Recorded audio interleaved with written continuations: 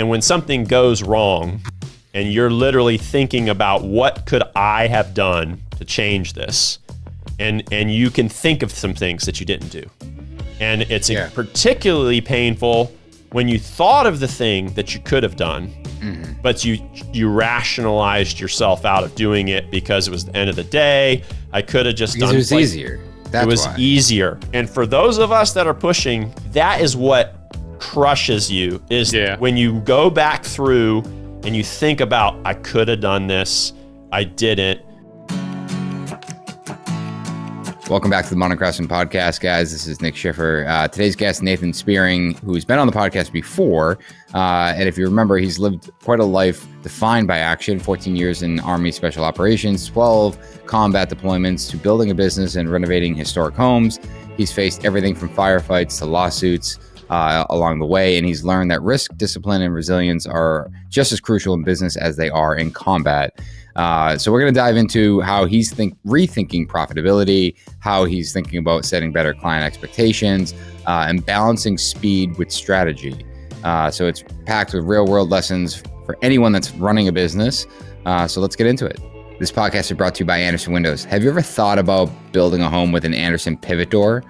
This is one way to create a more contemporary and luxurious feel in your projects. They open with a floating-like effect and can be made with huge pieces of glass. We were recently on a job site where we had the chance to see an Andersen pivot door install and just how impressive it can be. Andersen pivot doors have a variety of design options, including sizes up to 16 feet tall with just a single piece of glass, with an all wood, all aluminum, or an aluminum clad wood construction, designer hardware, and more than 50 exterior colors. They're also designed to perform, having various sill and glass options, and they have features that ease the installation too. The Andersen pivot door is one of the many options in the Andersen product portfolio that allows you to more easily build with large amounts of glass, helping you create long-lasting wow factor in your homes. For more information, head over to andersenwindows.com/moderncraftsman. By the way, guys, this week we're going to be at JLC, March 28th, and Andersen's going to have a booth there, booth number 403. DM us. We'll give you a complimentary pass. You can also just enter CS403 2025 in checkout for registration, and that pass will be on us. We're also going to be doing a live podcast on Friday, March 28th from 3 to 4 p.m. Make sure you come check us out. This podcast is brought to you by Buildertrend job costing. Just saying it probably makes your head hurt a little bit. I know it makes my head hurt because I feel like it's something that we are constantly refining. But if you don't know exactly where your money's going each project, then you're working with a blindfold on. And I've been there. Buildertrend takes the guesswork out of job costing by giving you real-time visibility into your project expenses, tracking every dollar where you're over or under budget, and make smarter decisions before it's too late. No more, I think we made money on that job. It's time to know for sure. Schedule a demo with Buildertrend to see how you can improve your margins and your bottom line at buildertrend.com/mcdemo. This podcast is brought to you by Velux. Have you ever wished that you could put just one more window in a living room, or wondered how to add more natural light to a space like a bathroom or maybe even a closet?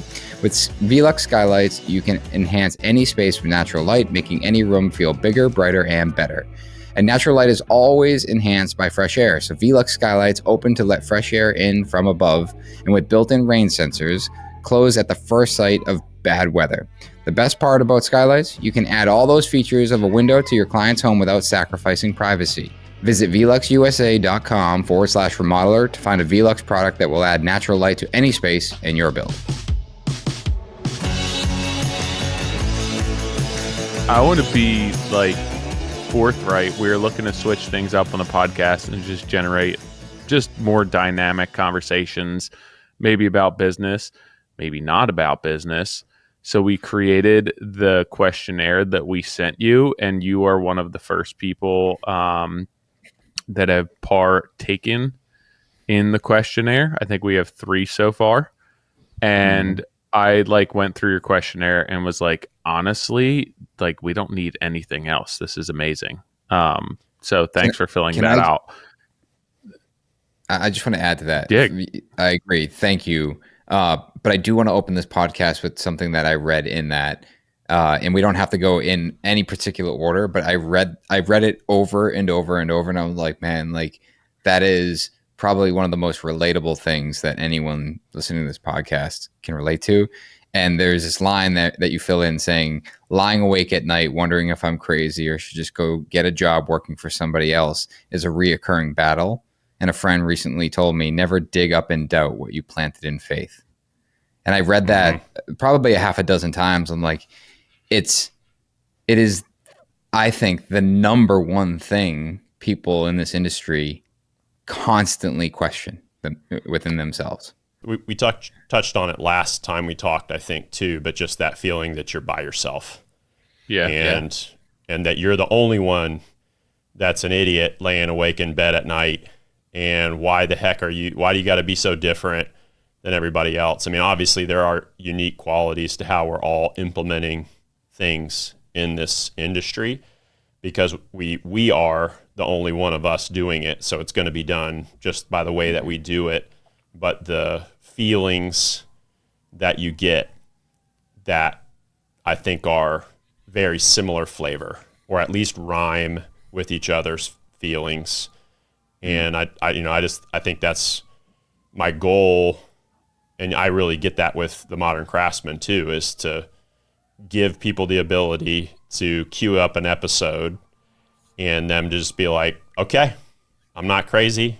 Stop whining, get to work, and I don't know. That's what I get almost every time I turn on the podcast. It's like, and that's why this particular medium is doing so well, is because you get to sit and be with people almost like you're in the room with them, the good ones, and come away ready for life. And that's how we are designed as human beings. It's relational. It's being in community, having people that understand what we're going through, or at least acknowledge it.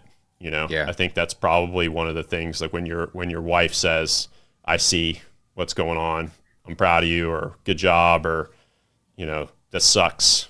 It's helpful to hear that from somebody else during the process. And that's why getting to the summit is a good idea, I think, too, is the ability to just be in the room with a bunch of people and be like, okay, trade shows. And then I think all of you have relationships locally with different people too.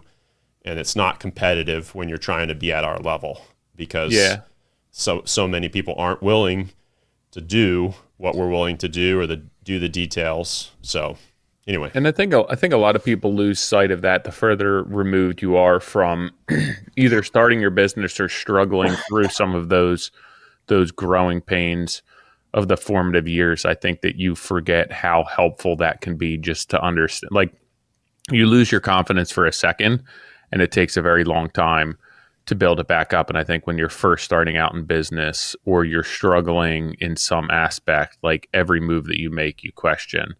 So I think that people lose sight of that, and it can be, I think a lot of times it happens more so at the beginning stages of business, but it can happen to anyone. It can happen 5 years in, 10 years in. You can be in business for 40 years and just have a couple of shit jobs that you start questioning everything that you've ever done. So I think it is good to have that background and that network of people to kind of stand beside you and say, hey, we've been there as well. I know also that we had you on the podcast, I don't know, a couple of months ago at this point. But just the rundown that you provided for your background, oldest of 7 kids, homeschooled for your entire education, 14 years Army Special Operations Ranger to Special Forces, 12 combat deployments, Purple Heart, Bronze Star, Valor, 5 kids. You've been married for 19 years, started your business in 2016. And I think that this is important. You said you've been distracted for most of those years, doing consulting and contracting work within that military security space. That's a lot. That's a lot packed in there, and like very impressive. And there's a lot that I want to talk about, and a lot that I think shapes who you are and what you do and where your business is. But that's definitely, you have your hands full, and you've lived a lot, obviously, in your life so far. Yeah, and that is kind of to date too, but there's also kind of businesses plural. In some ways, I'm aggressively trying to be doing just one business. I think it's informative. You hear people, those of us that are trying to do one business well, know what that actually takes. And it's usually people that start off early that think saying you have multiple businesses is a brag. Because it's kind of like saying you're going to start a business. It's like, I'm going to start a business. I'm going to do this. I'm going to do that. Or I got a couple things. And so, I share that I have multiple things, but I have been realizing, I think we probably are at similar places as far as like age and wise, realizing like I don't have an opportunity to do all these things that I wanted to do. Yeah. And you kind of started some of that stuff down those lines, and you're just like, no, that's not what I want to be remembered for necessarily, even though I could do it. And that's, I think, been a curse, is being kind of a generalist in the military and the special forces kind of background. You get dropped off and kind of build up from scratch in a location that there's not a lot of support, and there's just a kind of a varied skill set that you have to employ. And it can be a curse, because I actually enjoyed that aspect of it too. There was, bags of cash and trying to get septic tanks put in for your army that you're trying to create from scratch in North Africa or whatever, So it's like being a general contractor in North Africa. I've done that, and tried to do that. And so there's just this enjoyment of a lot of things, but then realizing like I actually enjoy a narrower set of this stuff, and it comes at a detriment if I'm distracted, if I have all these other things. So I'm trying to ask, that's a question that we discussed on the questionnaire, like if you could do anything. And so that's something that I think about. I use my wife as a sounding board, and that's realizing that my kids are getting older. I have a 16-year-old. Somebody just turned 16, and just realizing how quickly I got out of the military in 2016 and started the business. Realizing how quickly that just newly turned 8-year-old is now 16. And having that kind of optic of how fast that's felt, and the fact that he's potentially going to be launching and doing something, and I'm not going to be around, or he's not going to be around as much. So there's time to influence him for a limited time. And then I have kids stacked up behind that too. And so that's been a big metric for me is with these clients too. And you guys are doing a huge push on getting the right clients. That's just a huge thing that took me so long to really, and I'm enjoying going through all the emails and refreshing on, because that can change.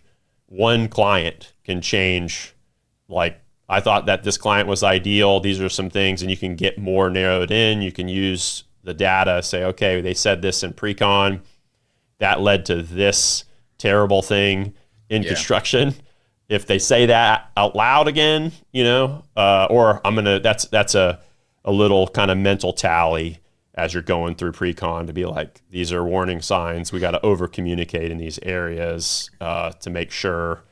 I don't know. It's just, like I'm working with this client, and I can't be with my kids during this time because I'm here. Although we are reworking a lot of the business stuff, and I think I mentioned that about fewer jobs and more me on the job site more often, with my kids taking an active role in it too. So that you have like life experience that there's a very small percentage of people that have. Even I'm looking at right now, like your conversation or your answer about risk tolerance, and that's something that is just like you and Nick are probably closer for different reasons, but I just don't have like a ton of risk tolerance.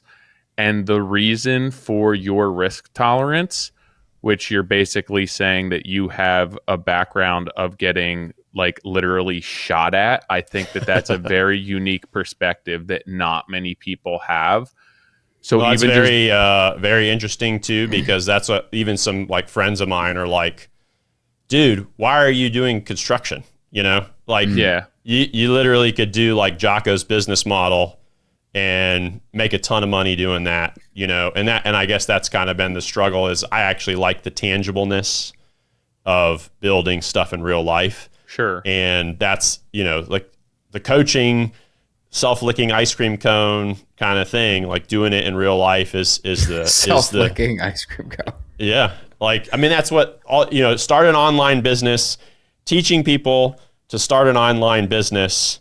Yeah. Like there's nothing to that. You've not done any. And so for sure, like that's, I guess the other side of it is like being in a bathroom or like trying to lay things out with some of these clients. Like I definitely have had those moments where I was like, do you understand like who's in this room with you and what we're doing right now? Like this is ridiculous. Like, and you can't use special ops, like judo chop them and whatever, but even that intensity to be like, let's execute already. Well, that's what I wanted to get at is like in that, you know, you talk about how you go on to say like most people freeze when they don't have all the answers, and you act, you trust your gut, you make a decision, you adjust as you go. And I think that is, you know, it's something that I feel like I talk a lot about. This morning I was on site and one of my guys was just obviously having a tough day. And I was like, something wrong? Like, you know, something like what's going on, kind of prying. And another trade was standing in the room and he looked at me, he goes, do you ever have bad days? Cause I feel like you don't. And I'm like, yeah, just no one knows about them. And I kind of said it like as a smart ass, but I was like, no, you know, I try to balance my mindset around the fact that, you know, and I've said this before, like none of this shit really matters. Like at the end of the day, I die, my chips go back in the middle, someone else collects my chips, plays the next game, right? But at the same time, it's like, you know, I understand that there's like, you still have to, that doesn't mean you act like an idiot. Like you still make educated decisions and try to, you know, navigate your way through. But I think that, and the conversation went on to, I have a hard time understanding the extreme opposite of me, which Tyler, you are not, but in my opinion, the extreme opposite is the person that just wakes up and just wastes life away. Like the person that thinks a W-2 job is more secure. Forget the W-2 job or whatever. I'm talking about the guy that literally wakes up and does nothing. Oh yeah. Thinks he's got such a great gig. No, I don't think he thinks anything. I truly think this person like exists in life and has no ambition, like it's not even or like no drive. Ambition. Yeah, not like doesn't make a dollar. Like just the fact that you are on this planet and you choose to live a life of nothing is so insane to me. Well, and I think I have Mike Rowe talked about, I don't know if it was with y'all or on his social media, about how many men aren't working at all. And there is a boomer wealth that exists to just be on basically outpatient financial care, I think is what, and you're okay with that. And you're not actually making any difference in the world. And and we need it. You know, all industry, like the trades need people that are willing to do something and make something happen in real life. And if you ultimately you make, I think one of the things that's really frustrating about it, and ultimately the goal is to get, like my wife and I have a tremendous amount of equity sitting in real estate, and we always laugh about how we can't spend it without, you know, getting access, but we're getting pretty close to having a pretty good chunk of money that we're going to be able to use. That's ours. We don't have to ask people. And that's, I think, one of the frustrating things about this business is how much it takes to make a decision a lot of times. There's somebody in the chain. And it reminds me of the government still. I mean, literally, we were trying to find a sample at the showroom today, and it was like, well, so-and-so knows. And I'm like, well, is she at lunch right now? No, we're actually doing a lunch and learn kind of thing. And I'm like, so she's in the building. Could you text her? You know? And he was like, oh yeah, I'll text her, but she might not have her phone. I'm like, dude, the only way you get through lunch and learns is with your phone. You're doing something else while somebody's talking for an hour. She's got her phone. Like, immediately she comes downstairs, because also she's like, client, I get to get out of this to go actually help a customer. And she comes down, she gets to skip the rest of the lunch and learn, and she's looking, you know. But I reflect on that, and I'm like, why did I have to tell a guy in the showroom to text a gal that knows the answer to something that we're looking for to buy a $60,000 window package? You know, like it's like this is the last thing. We have the quote. We're just trying to verify one thing here now in the flesh, and actually. And that's, I guess, the thing why I like the team being small, and I liked it being me with a bag of cash in North Africa, is because I could literally go into this city and I could, with money, make something happen. Money and initiative make something happen. But you said in the military that there was a long planning process, and that's something you didn't like about it, right? Mm-hmm. Yeah. And like what you said, that a lot of your favorite missions were where you just had to act on whatever was going on. Can you like dive into that a little bit more? The difference between like just how you prefer to jump into action rather than have to go through all of these approval process and get this person to sign off this to be able to do it. Like, why do you succeed at a higher level when you are able to just jump into action? And that could be based on your military career and a lot of your past. Mm-hmm. Yeah, I mean, ultimately, I guess there's a deliberate mission that we would do. That is, we have a specific building that we're going to hit, and we know for whatever reason that the target is in that building. And we have pattern of life, and we're going to hit that specific spot on the ground. So the variables for where we're going are, in a sense, fixed. And so we're planning to hit that building. To how are we going to get to it? Who's going to approach it from which side? A lot of times, one particular deployment, I was on a climbing team with the Rangers, so we would literally try to get on top of the building. And the Iraq has cupolas and sleeping porches because they don't have air conditioning as much. So you'd be out on the roof on the summer nights. They'd sleep on the roof because that's the most climate tolerable. And so there'd be doors to get in, and so we'd blast the door and come down from the top. And so we would pick where we're going to climb. But for me, like Mike Tyson says, you know, everybody has a plan until they get punched in the mouth or something like that. And there's the military axiom is the best laid plans don't survive first contact with the enemy.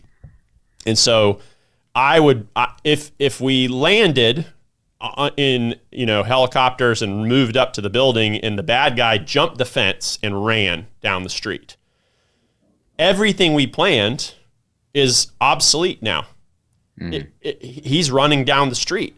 And so now we're falling back to individual skills that combine to become a platoon element of Rangers. So they have mission essential tasks or whatever and soldier tasks that we're good at. So everybody's training the ready up, which is pick your rifle up and shoot and make a shot at 7 meters or 5 meters or whatever, all these different drills that you do all over and over and over and over and over and over again. So you know everybody that's on this mission with me has a certain level of proficiency at shooting, their physical fitness is whatever, and now we're using all those different individual skills corporately to go get this guy that ran down the street, and the plan is thrown away. And so that always drove me nuts because we would plan like exhaustively about that. And then there's time sensitive targets where they're moving and you only have a certain amount of time to get them. For some reason, we got to hit them if it's daylight. And so those are my favorite is, hey, we got them. For some reason, we see them on the Predator or whatever, we got to go get them. And so it's like no time to plan, get your kid on, get in the helicopter and go. And I'm with a team, either Rangers or Special Forces, and we're all good at the individual stuff, and everybody's driven to be individually good, and we're super competitive with each other. I mean, we're shooting certain strings of shooting all the time, and you're not having to push anybody to be good. And I think that's you encounter that so much in this industry, is that there are so many of the people on the other end of the spectrum. The truck driver, we need them all. But I say that in my mind. I think I said that today. I'm trying to think about what the particular trade was. Oh, my wife and I, we have spray foam in our house, and there's spray foam all over the subfloor in some of these spots, And I just said, like, the guy that puts on a Tyvek suit and crawls up in an attic and sprays this stuff and does it every single day, I need him for my house. But he doesn't care that he got spray foam all over the place on our curved steel doors that are, they plastic the doors, but they didn't get the casing or whatever. It's like, I cannot believe that I have to push this person. I got to be, and that's as a contractor, you're doing that, or as the boss, you're doing that all the time. You're going around and you're trying to get people. And that's probably what you're talking about, Nick, that you have a guy that is working for you. And if he was going to be the CEO of NS Builders and be pushing the industry on modern craftsmen, all this kind of stuff, he's going to have a different, and that's not negative on him. He's not there yet, maybe. Like, he's going to get there, but where he is right now in life, he's got limiting beliefs. He's got stuff going on at home, and I guess that's also the thing that I like about general contracting and how I think the military improved is we would always come up against host nation, Afghanis, the North African woodcutter that I need to buy wood from to light the fire and feed these guys that we're training, whatever. Where are you in life? And understand where you are in the hierarchy, because the military has hierarchies. Like you're wearing it on your sleeve. Who outranks who? In a sense, the rank is more than the position in a sense. Although I did get in the point where I didn't look like other military people. I had a beard. I had dressed different. I made all these generals and all these colonels. They hated me because I was so undisciplined in my appearance compared to their shaving and all that kind of stuff. Well, so hold on. Why? Because why were you different? Like, why? Because answer that first. Well, when I joined the Army, I went to so you do infantry basic training, and then you go to airborne school, and then I went to RIP, which is the Ranger Indoctrination Program, which is 3 weeks where they just basically crush you and try to make you quit. Mm-hmm. So everybody that didn't really have the drive to become an airborne ranger quit during that 3 weeks. And for me, I was like, 3 weeks? Like, you can, as long as you don't like cut my arm off or something like that, like I can do anything for 3 weeks. Is it mental and physical? Yes. Yeah, I think it's mostly at that point. We can talk about Special Forces side of stuff too after, but at that point it's mostly physical. It's mostly physical.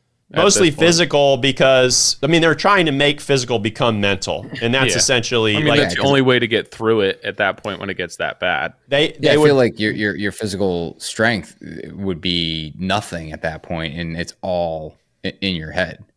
Well, and that's essentially like going through infantry basic training and airborne is difficult, more difficult than if you're going to be a cook maybe or whatever, because you're going to be an actual shooter. No matter where you end up in the Army, you're going to have a gun and be closing with the enemy, essentially, this skill. Right. So there's a certain level of difficulty there.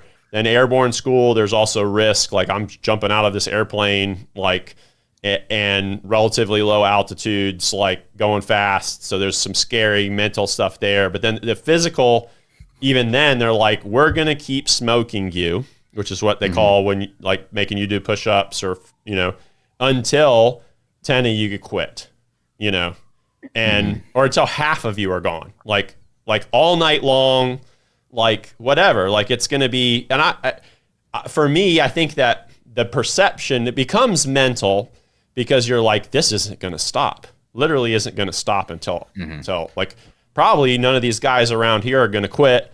And so I'm never going to get out of this because the only, like, and that's, people started to think, I got to quit if this is going to stop. Like that's the only way for me to get out of this.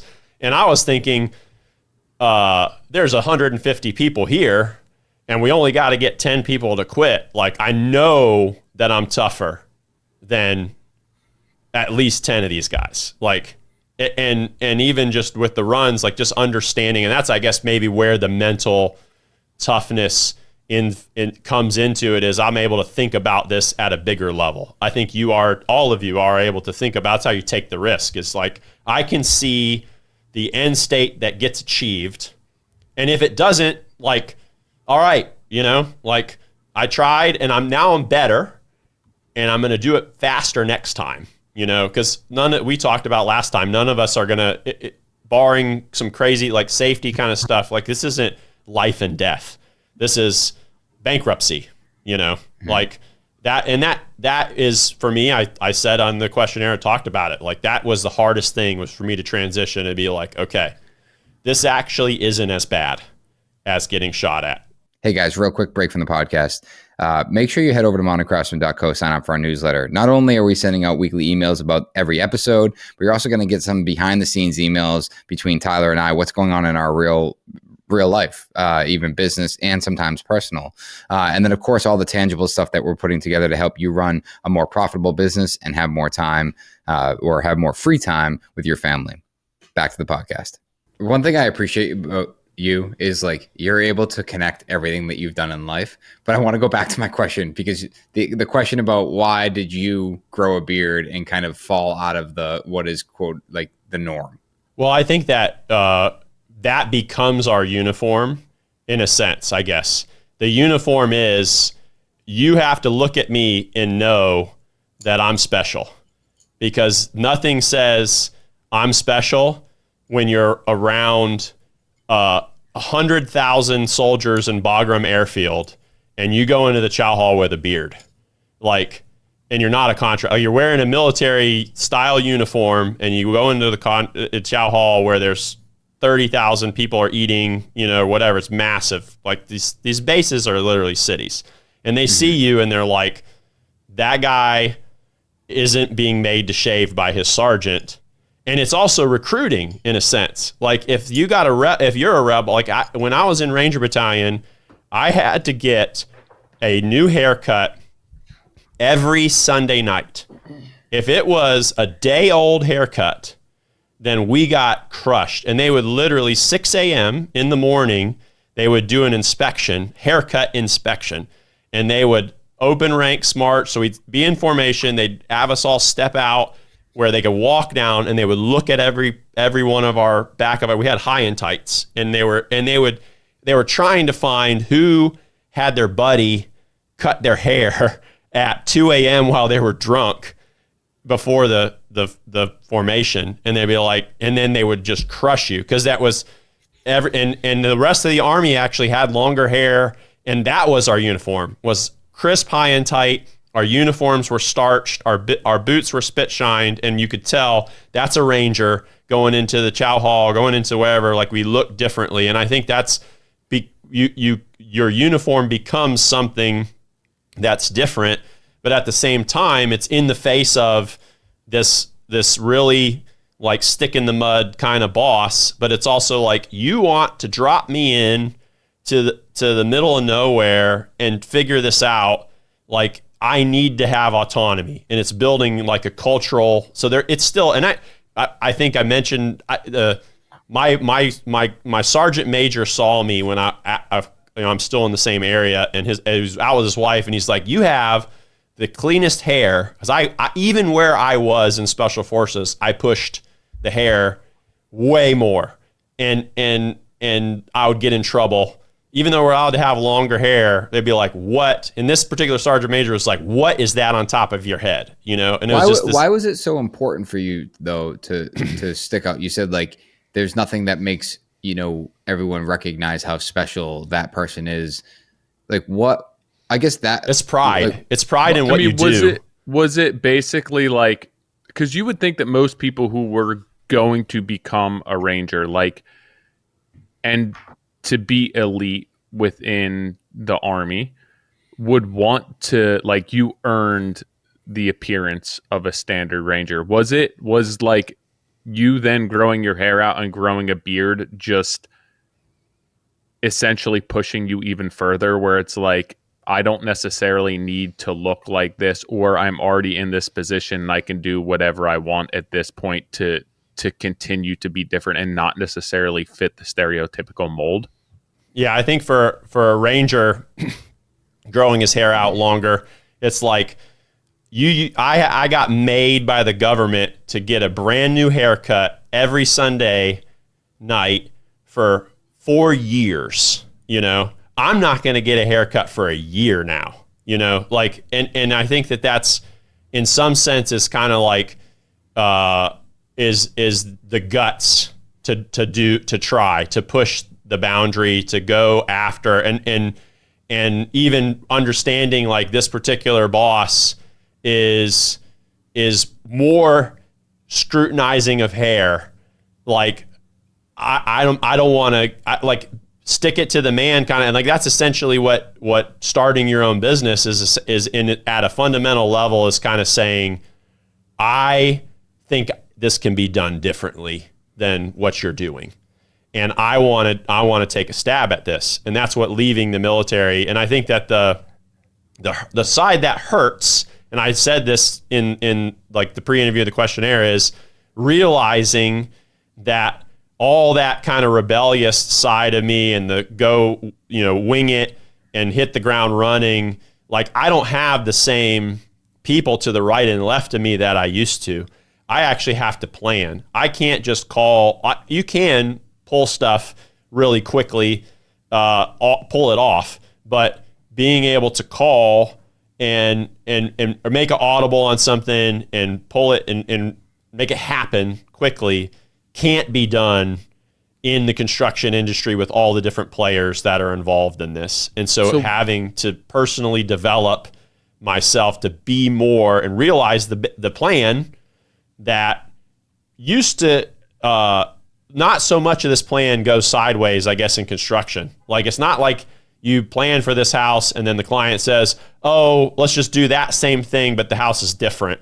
Like, there's fixed variables, and acknowledging that planning and being disciplined in that way, and then that nobody else is going to do it. So that's, I think, the thing that gets you sloppy in the military is as special as you thought you were, and as there is a ton of stuff, the U.S. government is behind you and doing all the things to make you be able to do this very narrow spectrum of the job.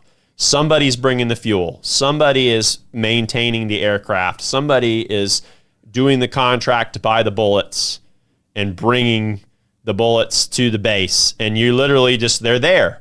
They're in a Connex. The food is all there. It's all being orchestrated by somebody else. And so I get to be very specialized at conducting raids. Now, as a business owner, all that's gone. And it's all my job, and realizing that I sucked at that. Like I was really good at doing a couple things. Now that I have a business, and also, you know, early on having to take the ownership. I mean, I couldn't listen to all of Extreme Ownership. I know that's going to hurt Nick a little bit, but I was just like, I can't take this much Navy SEAL awesomeness, you know, whatever. It's a Is that nuance. just because it's a different like branch? Yeah, though. it's a different culture, very much, and there's a very much a SEALs versus the time that I turn it off, and I think we talked about this. I think Jocko's the real deal.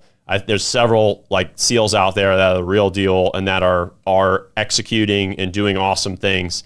But he was like, he like said something about shooting a guy 2 shots center mass, and I was kind of like, okay, Jocko, did you go down to the end of the street in that firefight and look at them and confirm that both of them hit like center mass, like you like this, but I also got the point. And it is a pivotal part of and I can pay, give credit, is I realized that like the vignette that he used, and he actually talks about special forces and Army guys, special forces, and he pokes at some guys not developing younger guys. And although I always, like, they will talk about, hey, you go on from Rangers, special forces, you forget where you came from, and you come back. And so I was definitely like, I'm not going to be that guy that forgot where he came from. And when we were actually had an opportunity to be, when I had made it into special forces and we were at the same base as my Ranger platoon. So like the younger guys, the guys that I was the boss of, were the boss now, like the big boss over everybody. So all the privates. So like you have gravitas there. They're like, he was my squad leader, and they had just lost some guys in combat. So I was able to say, hey guys, in 2005, we lost this guy. And they knew these names. Like, you have to remember these guys, memorize their names, and know when they died. And they would quiz you, and sergeants would smoke you, like, what day did he die? And like, there's this lineage. And so going back and talking to them, but Jocko talked about, he framed business and he framed ownership in a vernacular that I understood. And I realized that I was blaming, even though I was good at owning stuff, I was not owning everything as a business owner. I was not, I was still in the mindset of that I could blame the person that was supposed to bring the ammo. I can blame, like, I was able in the government, and even at performing at a high level, I was able to blame other people. Oh, State Department. Oh, the general. Oh, this guy. And you get into that where you are responsible for this much and the very narrow amount, and then now you're responsible for everything, and you can't blame anybody else. And I did try for the first couple of years, from the extreme ownership side. I think that's the, as you say, the vignette that people have a hard time really understanding. And it's like, well, it's not always my fault. Like, there's things that are outside of my control, that someone's going to do something that I have no control over. And I've always disagreed with that. It's like, it's not that you have control over someone else, but and it's not that you have to accept the fact that the only reason that this happened was because of me. That's not the point of the reference. The point of the reference is for you to look internally and understand, what could I have done differently in my control. And I think that was something, I mean, for me, like, I think a lot of people read that book and were changed in the way that they thought about things in a lot of different ways. And I think for me, that has brought me peace, in the sense, like, in what I go through in business, in friendships, in relationships. I think I practice this in my marriage, though I think my wife might disagree. But it's something that I'm constantly internalizing. I say it brings me peace, but at the same time, like, I know that a lot of times it's to my own detriment, and it brings me a lot of anxiety of what I do, in my life, and the considerations I've made in terms of, like, why I am who I am, and why I have what I have, and what I do, and what I do. But the mindset, I guess this is the difference between, like, maybe you're saying, like, the Navy SEALs and the, special ops is, that uniqueness Well, I guess you said it earlier. It's like sometimes to be different is to all be the same. You know, and I think that has always just been really powerful. Because going back to my question earlier, like I understand how, you know, the only guy walking in the mess hall with a beard, like, yeah, you're going to stick out and everyone's going to wonder, like, I mean, especially when you're a ranger at that point. Yeah, Because I totally if get it. anyone is supposed to be clean shaven and have a fresh haircut, it's them. But I mean, is that mentality something that was bred into you just through your experience in the military? Because it seems that if you wanted to rebel, the military probably was not the correct career path for you, right? Yeah. So like when you went into the military, what did you envision? Did you go in thinking that you wanted to be a ranger? Like when you were 18 years old, 17 years old, wanting to enlist, what did you envision your career looking like? Yeah, I was deeply moved by September 11th. Yeah. Personally. How old are you? I am 41. I was a so like senior I'm in high school. 39. Yeah, I was a sophomore, and like I know a lot of my buddies. Like I had a few buddies who went active infantry in the Marine Corps, and it was because of 9/11. Yeah, we actually had a senior trip planned to Manhattan for September of 2001. And so we were literally at ground zero, I think September 26th or whatever. We actually thought about canceling the senior trip, and we were homeschooled, but we still had other families we were networked with. So there was 26 kids in my class, and we were planning on going there. And Rudy Giuliani was the mayor, and he's like, if you want to help New York, you guys need to come and spend money, because it was it economically crushed the city because it shut things down. So all these businesses needed it. So we basically were talking about canceling, and then that came out. So the parents kind of got together and were like, no, we're still going to do it. Like that, they actually asked us to come, trips on, we're going. And I can remember being down there, and literally, I mean, all the steel coming out of the ground, it's ash on everything. It was smoking, still smoking downtown. And one of the dad, like I was staring at it, and one of the dads was like, you okay? And I was like, no, like, yeah, I'm okay, but like, no, I'm not okay. Like, this is ridiculous, you know? Did you know at that point that you wanted to join the military? And it wasn't necessarily like, I am going to go and put a bullet in bin Laden's head for this. I'm so mad. Like, it wasn't that formed, but it was like what I'm feeling, I can do something about this right now.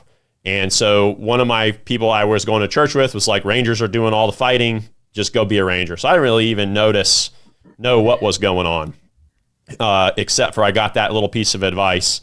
And I still am super grateful, because from Rangers, I got the discipline, I got the haircuts, I got the basic knowledge. It was incredibly rigorous. We built the foundation of discipline, and the foundation and the tools for building discipline were haircut every Sunday night, spit shine your boots. Like the NCOs were on you all the time, and there was pride, and it was, these are the guys that have died, and this is and the actual. I joined the military, I think, combination of September 11th, but then Black Hawk Down came out, I think a little bit after that. And so I had Black Hawk Down, and I actually went to the company that was in Black Hawk Down. Like the actual guys that got killed in Black Hawk Down, their pictures are on the wall in our company headquarters. Like I had to memorize their names and stuff as a private.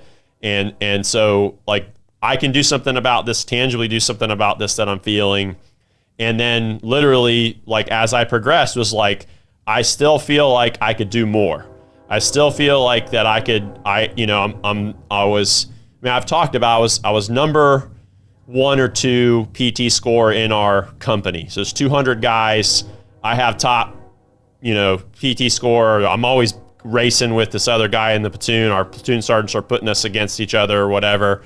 But then still feeling like, even though I'm in the Rangers, like I'm topping the Rangers, but I don't even feel like I'm as good as I could be.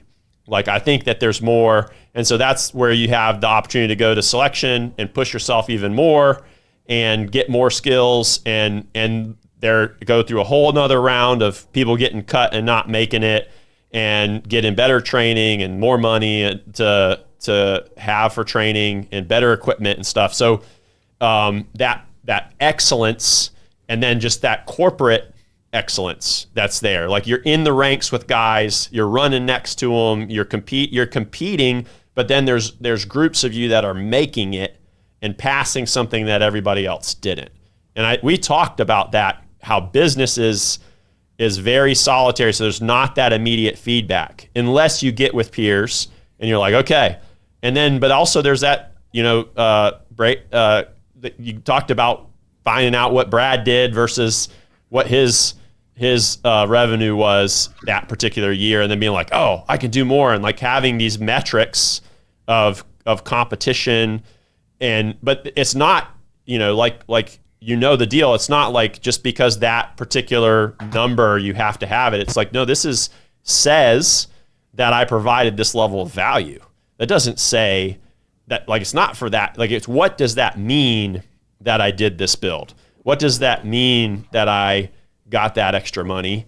It means that I'm better. Like, it means that I did at higher level. If I can sell this job to somebody and they're happily paying me for it, then and they're paying more than the guy down the block, or I beat a guy that was cheaper. Like, and they said, like, you were more expensive, but we're still going with you. Like, because we believe you're essentially there. That's that vote. You're elite amongst your peers. You're the elite guy. You're the guy that I'm hiring instead of the other person. How much do you think, like, either whether it's through business or even in the military, like your drive to move forward was more so like this desire to be elite versus a desire to prove people either wrong or that you can do it? Like, was this all internal decision? Like, I feel that I haven't reached my full potential, or was some of this based on like, I want to prove to somebody that either they're wrong or I can do something that they think that I cannot? My natural motivation is internally driven, but there have been times that there's been external motivators that have really enhanced that. Yeah. And so I think that naturally I'm not screw you. Yeah. And I can show you.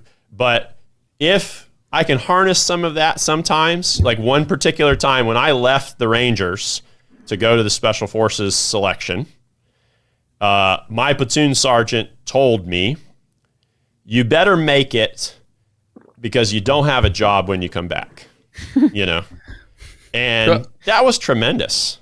I was at the end of my initial enlistment when I went. So if I came back and he screwed me over, I could just got out and gone to college or done whatever. So it's like, if he screws me over when I get back, like I would think I went in September and my contract for the Army was up in February.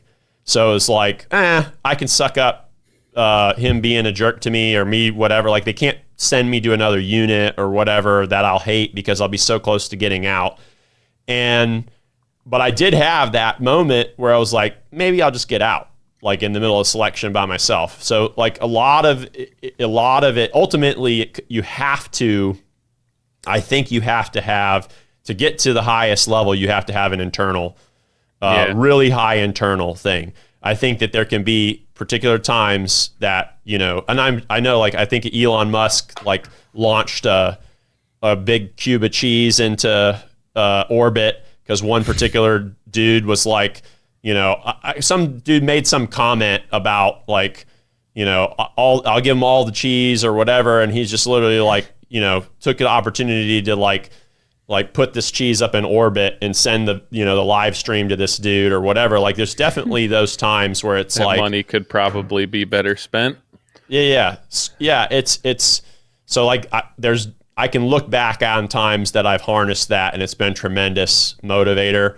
But ultimately, I think that that's an external thing that can only get you so far. Yeah. Like it's not gonna the comparing, and that's, I think, if you're literally motivated by the external stuff, you're not laying awake at night uneasy about. I think you and what I think probably going back to extreme ownership is when you read that, and when something goes wrong and you're literally thinking about what could I have done to change this, and you can think of some things that you didn't do, and it's particularly painful when you thought of the thing that you could have done, but you rationalized yourself out of doing it because it was the end of the day. I could have just done it. Was easier. That's it was why. easier.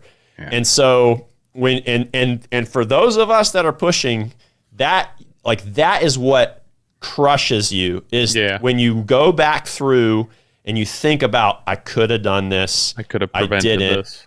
But it's with anything, like the conversation I had this morning, like we were talking about the fact that, this is for me, like when I say supposed to be, like this is my outlook. It's supposed to be hard. Like what I'm doing is supposed to be hard. And and when I'm faced with a challenge, like there is an easy way. Something I could do is I could just not do it. I could just give up. I could just let it fail and let everyone down. And at the end of the day, who gives a shit, because I'm going to die. But it's like, but that for me, like, that's not an answer. Like, I'm not looking for I want the result. I want the result that seems like it's impossible. Well, I want the result that everyone says you can't do that, or that's too hard, or that's too much risk. And it's like, based on who? Based on what? Based on the way that you would approach it? Sure. Like the way you would approach it, based on what I know about you, you'd half-ass it. You'd give up 10% of it. You would only do so many things, but you'd make a handful of compromises, and then, hey, see, I told you it failed. It's like, but you didn't do it the way that I said I wanted to do it.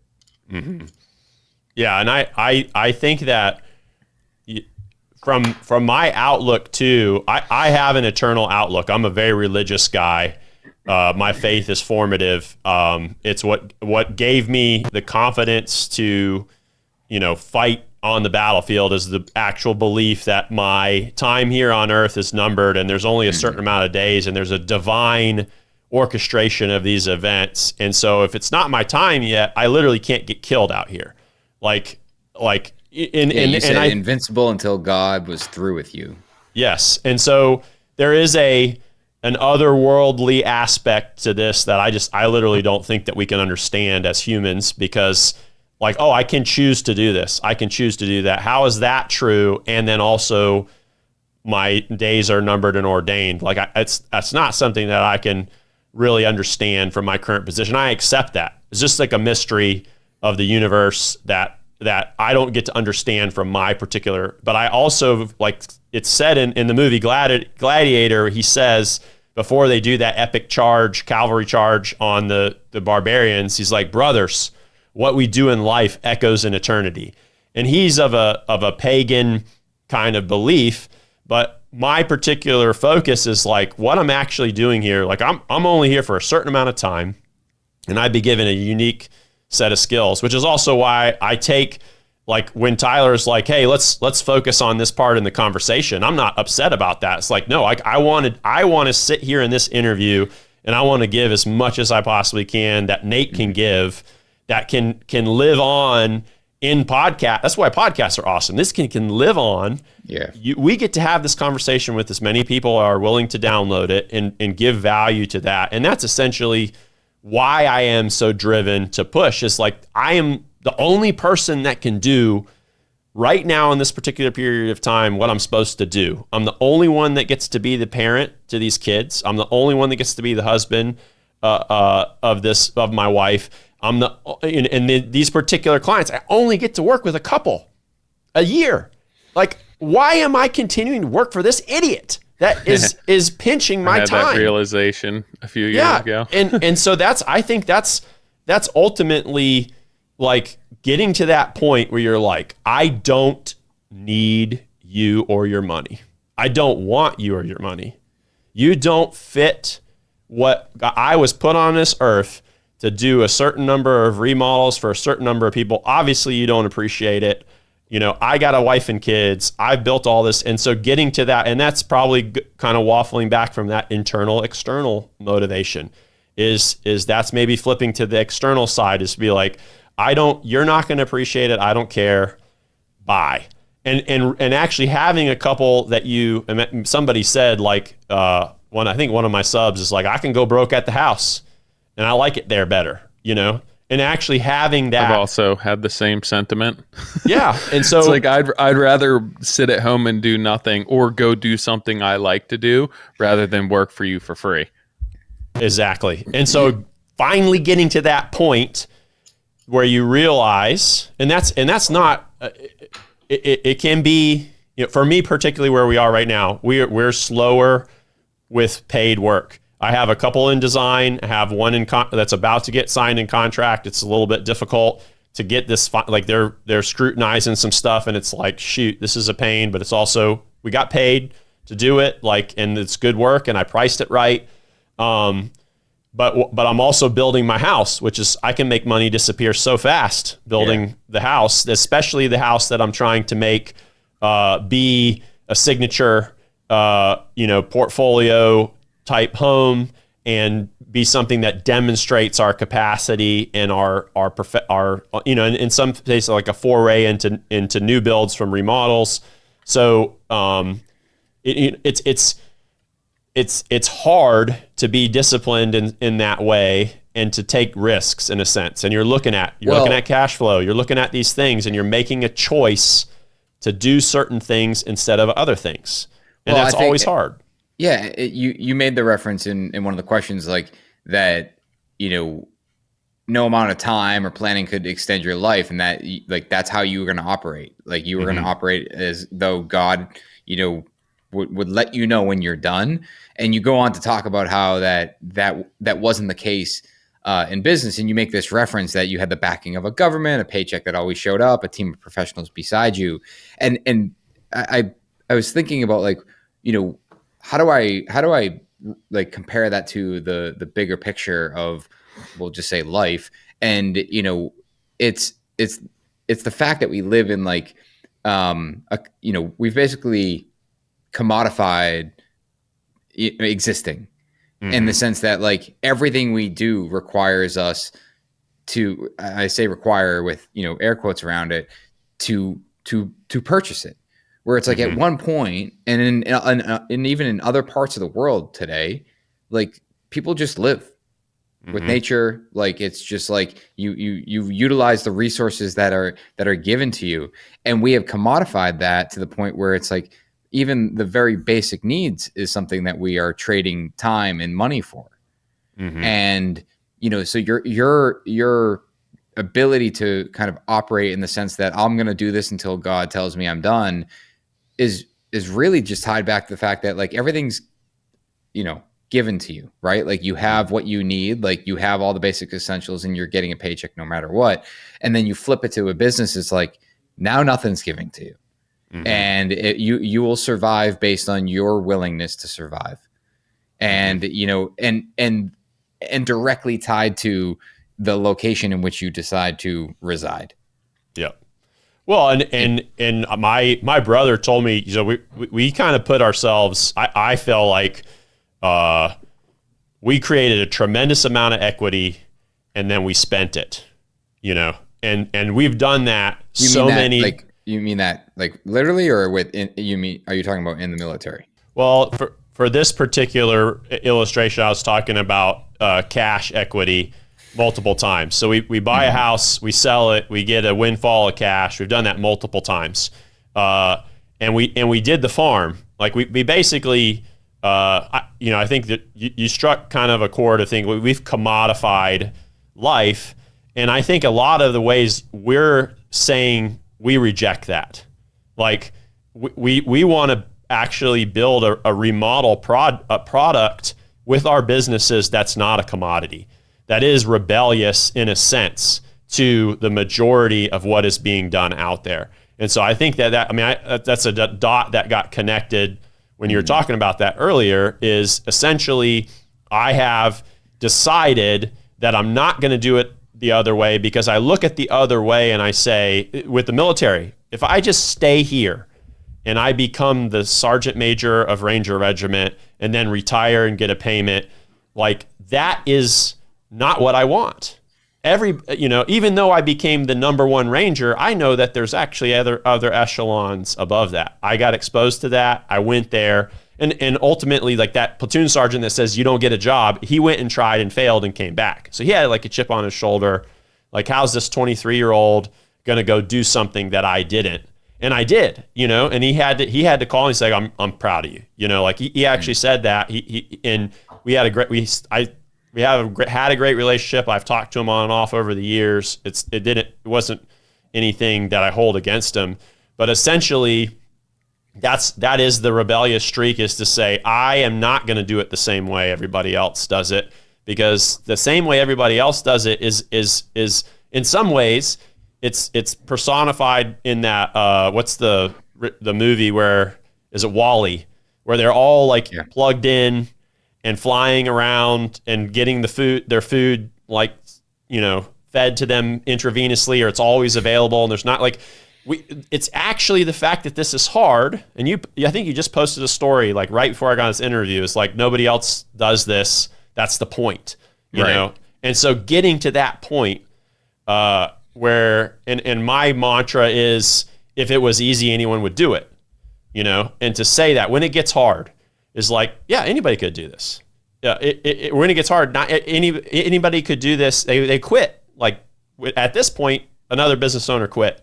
At this point, and visualizing that, it's like, yeah, like this is hard, what I'm doing.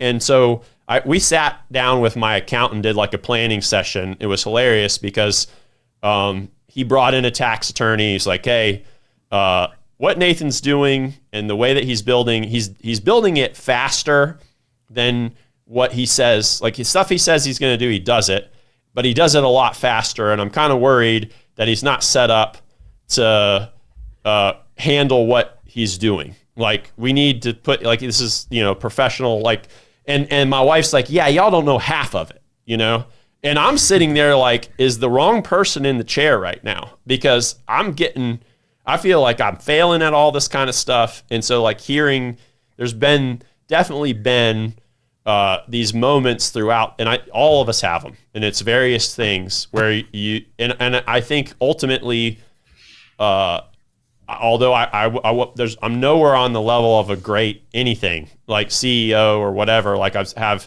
at this current position, have no employees, because we've scaled back and we're like, we're gonna get everything. Like, I started to kind of scale and things went sideways, and I'm like, okay, my systems, my processes, my training, my ability to lead is not where it needs to be, and I need to scale back, and I need to get this right. And it's actually coming at a cost to my product. It's coming at a cost to my quality of life. My profit is not great. All of this stuff is connected.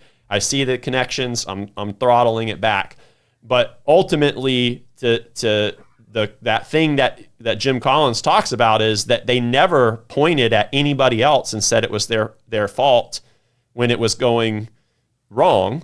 And anytime it went good, they pointed at other people. And that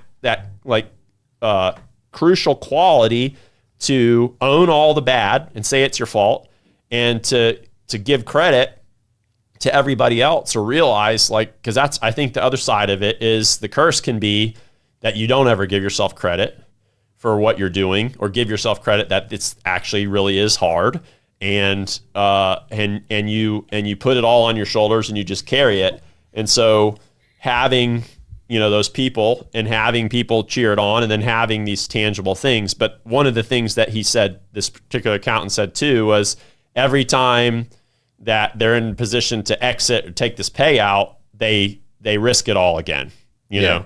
And so that's kind of where we're at. We did our biggest risk ever, even though we did 3-4 historic live-in remodels, even though I bought this house at the last day of the Army, and then found out how to pay all this money back and stuff. Like, buying all this land with no house and moving into a bus and then my wife being like, I don't want to do this anymore. Like, I don't want to live in a bus. I want to be able to have people over to our house. My wife is a phenomenal cook, and that's kind of our family like mission, is to provide is hospitality in a way, and we're doing it in a I think we're going to be able to execute this in a particularly unique way, because we're not necessarily trying to grow the food to make money, but we're growing it for quality. And so we have, raw milk and eggs that were raised in the land, and we've raised some pigs. And so it's like, but the ability to be like, you're sitting in a house we built on land that we have tended, and you're eating food that we as a family brought to the table, both the actual ingredients like the meat or the different vegetables or whatever, and creating this particular physical place for people to get together. And that's what poor people do, right? Yeah, right. You're trying to put all these parts of the pieces of the puzzle together to basically do what people did when they had that. I mean, like, I'm not busting your stones about that, but like, that's what life is like these days. Like, if you want to live this wholesome lifestyle, it's so expensive to do that, like, to be able to create the freedom to do it. And like, we're all working to get to that point and struggling to get to that point where everyone before us struggled to get away from that. Correct. And like, we've basically created this entire ecosystem of like, we don't, we want to have more money. We want to have things. We don't want to have to fend for ourselves and create this like subsistent lifestyle. And now we're at the point where like, no, we all want to go back, but we don't have enough money to go back. Well, and that other side of it is being in the position, like, my wife left town for a couple days, and I got to milk the cow every day, right? And so I'm this, this multiple business, one really profitable business owner walking up the hill to milk this cow, and I can buy raw milk for $16 a gallon, So it's like, I have to milk this cow, or else she's going to be really mad at me and have some, physiological issues. Cow. Did I say wife? Please, I was just please. Yeah. Okay. That would be bad. It'd be a bad Freudian slip. Yes. Milking the cow. My wife left town so I can milk the cow. No, you said she's going to be very mad at you. Yeah, you didn't say. I was talking about the milking. You said she would be very mad at you, and I was curious if the cow was going to be mad or your wife. Okay. Yeah. Okay. Yes. My both of them would have been mad. Okay. But yeah. So, and realizing like this is not a money thing. We don't have the cow to get rich. Like, we have the cow because we get to know exactly what that cow ate for a certainty, because we brought it all there, and we get to have this right out of the cow, which, is the healthiest. That's what they say, and we get to provide it to, friends and family and things like that. That's like this boutique kind of thing. This is the least commoditized form of milk right here. Our family milked it. It's never been frozen, whatever, but also realizing that's the same. I've had to do this with building the house, is that there can be this urge, like, I'm building this house. This is how I'm going broke, is building this house. But I'm actually and I could build this house probably faster and maybe even cheaper if I would have just said, no, I'm going to go sell projects, and I'm going to build this like I'm working for a client, and I'm going to pay the subs. But then making the deliberate decision to be like, no, I want to form my little human beings that I'm in charge of, and I want them to haul block, because I want them to have the perspective to be like, that guy that's laying that block he's picking it up with one hand, and he's running a whole line of block, and he's not taking a break, and having these formed things, and be able to say, we built the house. And I definitely am like, did I need to get this much land? Did I need to do I need to do a 16-12 pitch on our kitchen that's 25 feet tall? And some of that was this first time ever drawing a house from scratch, and then had to build it in real life and be like, oh shoot, like that's actually really big. Like once we had the whole floor plan done, and then I'm like, how in the heck am I going to get that ridge beam on this 25-foot tall vault with my 8-year-old or my 12-year-old and my 15-year-old at the time, but then them having that particular experience that pushed their boundaries, and we figured it out, and in a sense, like providing them the actual fundamental belief that they don't have to do it like everybody else, because they literally watch their mom and dad like plot this path. And I guess that's the side of it, is like, okay, in a sense, like, yes, I got to be profitable. I got to pay the bills. I got to do all that kind of stuff. But then stepping outside of it and saying, no, what's the reason, the bigger why, and be able to I think that I sent you the slow productivity and working at a natural pace. Like, yeah. I've just really been trying. And I think that's one thing that Tyler does better than both of us, Nick. Like, yeah, he is able to work at his pace. He's able to and that's why I feel like it's such a great, like, you're such a great duo, and it always comes out to hit the spectrum, is pushing the limits, but then also being like, oh, I'm just gonna do this job. I'm gonna price it right, where I don't have to hurry. I'm gonna price it to where I get to do it on my timeline. I can deliver the result that I wanted, and I'm gonna be happy with that. And I'm only gonna do a couple, and they're gonna be the right ones, and that's all I need. And that's a psychology of money talks about this. Like, it's just a common thing to want more.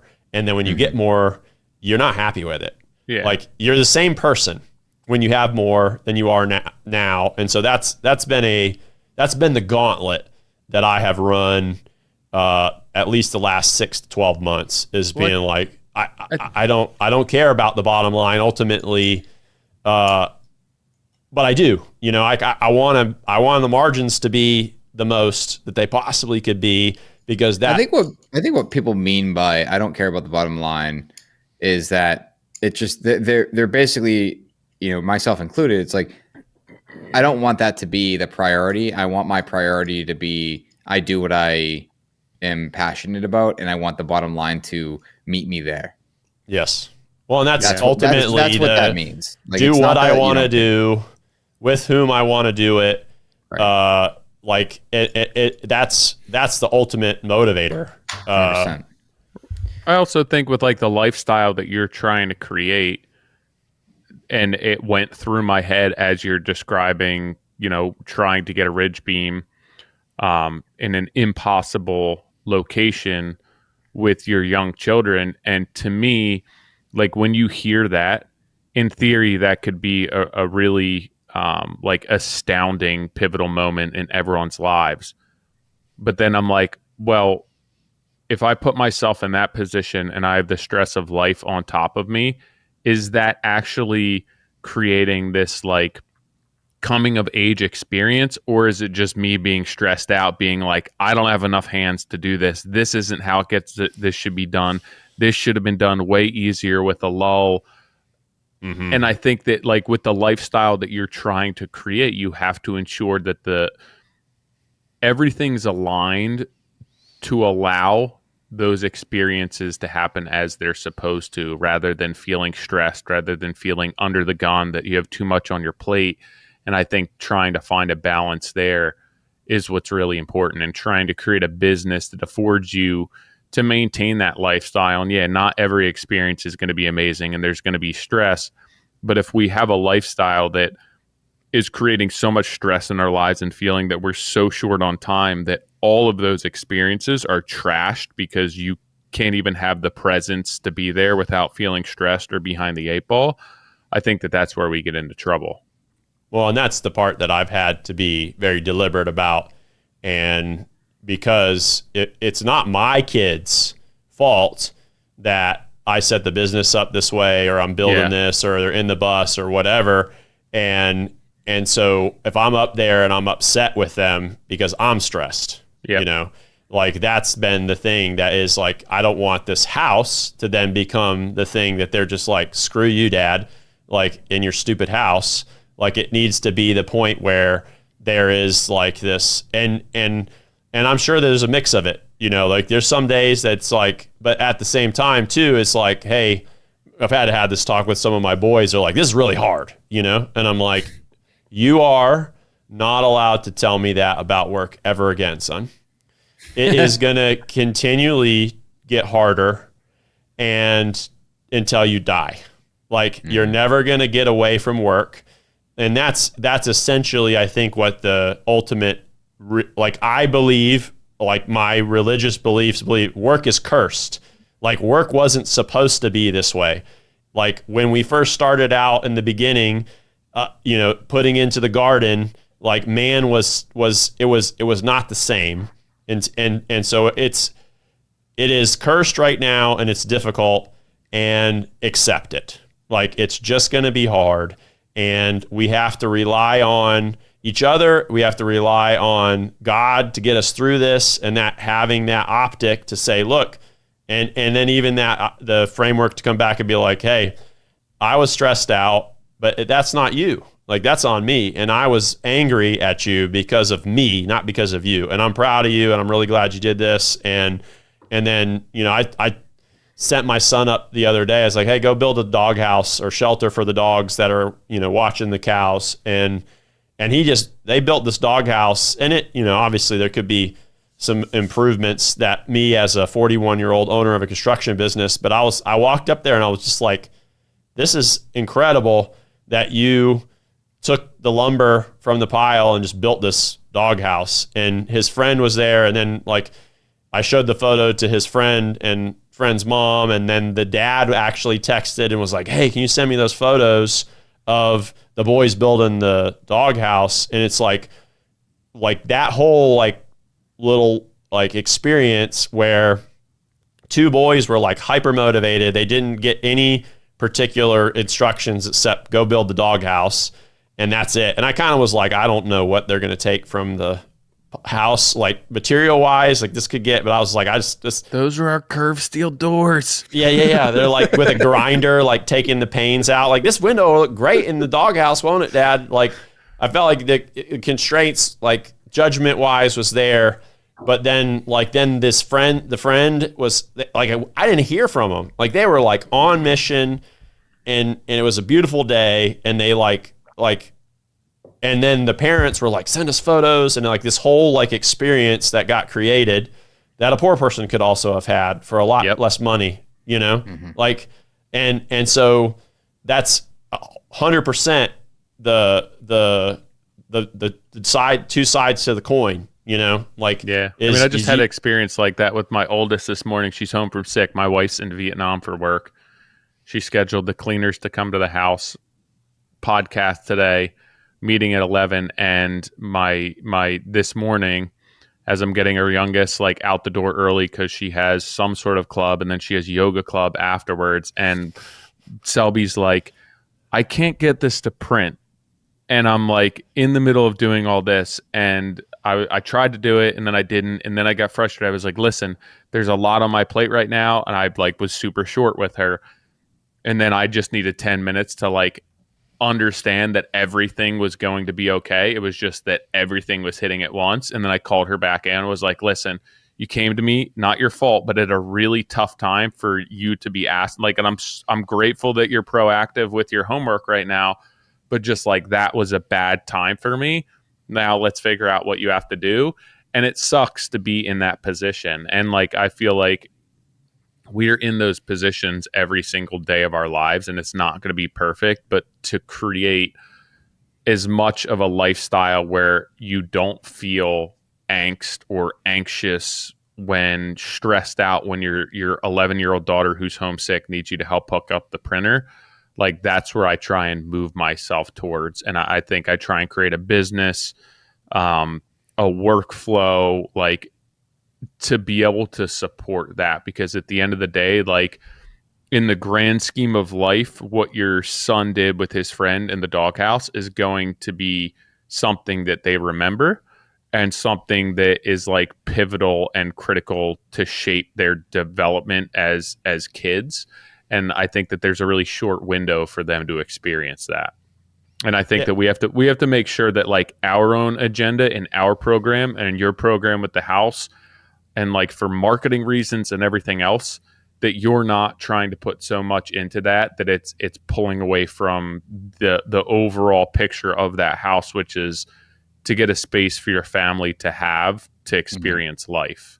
Where like at the end of the day, like the question that we asked you about, if there was something you do where money wasn't an option, like let that drive your decisions and your path forward. And if it creates this product that's a showpiece for your customers, great. But like, don't let that interfere or stunt your growth or progress on the build. Yeah. Yeah. And it's always, I think there's a, like, if you optimized 100% for the kids, right? And you said like, they're going to be the center, and we're not going to, like, then are you actually letting them see you like live life in a way that they, because like some of it, you have to, like, for us, work is like, particularly I think psychologically, and there's data I can't put, but for men to do work is like part of it. Like, I think a lot of wives are like, I would be totally happy staying home and doing like that is, and I think the culture maybe says like, that's not actually real work. Like, you got to get an actual job stuff. But those of us that have had to be at home when our daughter needs something printed hard. Is like, I've said before, when I first started my business and I was, at home, my wife's like, I'm going to go to the store. I was like, I literally will go and clear a cave full of armed insurgents. Like, for like any time over an hour of these 5 kids, like everything's going sideways. Like, I find this more, like there's more I can control about an armed cave of combatants than I can about this particular situation. So true though, dude. It's so true. Yeah. And so like that same side of it is and that's, the tension is it would be awesome to just stay home, but then you die because you aren't actually living and fulfilling a calling that you have, that is to bring about like we're all in this particular position where we are right now, and you chart your path from here. But that's also the side to say, like, do I really want to be a short-term rental owner and host and farmer and remodeling general contractor and do podcast? Like, I can't do all this stuff. And all this stuff, I can do less of this and be better at this. And ultimately being in the position of owning the business is the best position to be in. You can throttle stuff back. You can, and it's ultimately unhinging yourself from time is a big thing too. Like, for the longest time, I was not doing pre-con based on time because I was like, I actually want to make a lot more than this per hour, because I want to leverage margins and all this kind of stuff. But I was literally like, no, for pre-con, like, I've had enough go sideways now that I'd rather just cover the bases and have a loaded rate, whatever, for this phase. It's okay, because at least I've seen enough, the downside of this enough, but ultimately unhinging yourself from time. And I think that's, there's a path to that. And media is one of those, software is one of those. And I think that there's, being able to leverage, all those different things. And that's the path. I mean, forward is, and that's why I think there's some of that too, is doing the podcast, y'all doing the podcast. I would imagine some of that is uncoupling from time. Like, the media, the courses, that to do real things, not self-licking ice cream cones, but like actually really, I love that reference. Yeah. Actually really go sell a real remodel or real pre-con, or get a client that's better than all the other clients that you've had before, by pulling you out of that that myopic view you have on the way that this is done, that everybody else has done. Like, no, look, there's actually a better way to do it. We've done it. Try it. Try this script. Absolutely. You know? Well, speaking of playing Mr. Mom, I have to go get Tilly from Yoga Club. Nick's going to wrap up with you. You can thank Rachel. She's in Vietnam, and this one's on me. But I appreciate your time, Nate. Absolutely. As always, I'll have to catch up with you after this, but I appreciate it. Thank you. All right, guys. See ya. What's up, guys? So when Tyler signed off, apparently somehow it disconnected the recording, and I'm coming in a couple of days later realizing that we lost the audio of wrapping up with Nate. So what you missed in that conversation was we were talking about some of the books that he recommended, which we can certainly share with you guys. But just digging into what was his favorite and what his real lesson was.